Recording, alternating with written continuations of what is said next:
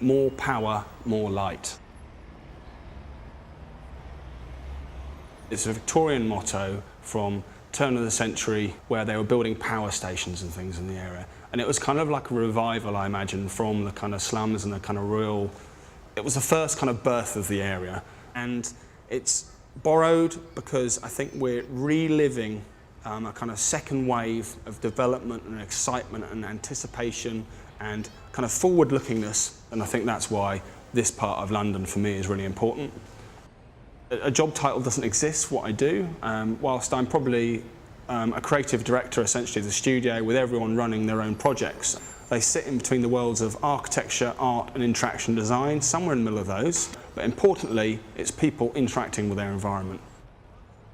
Sort of 10, 15 years ago I probably didn't really interact with the area in the same way I do now.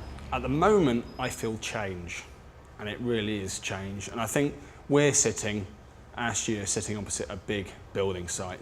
But for me, that's very exciting. You walk through every day, there's something new happening. Something's being demolished or built, there's a new business, and it's got that kind of real feel of kind of cutting edge, lots of new things happening.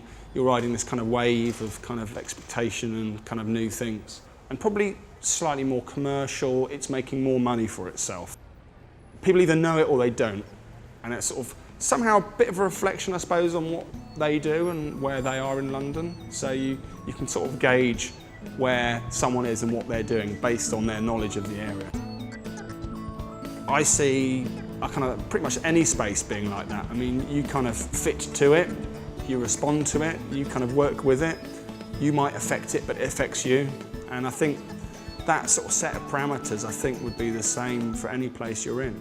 So obviously by being in a kind of cutting edge, fast moving, new, changing space, hopefully rubs off on us and it's in a reciprocal nature.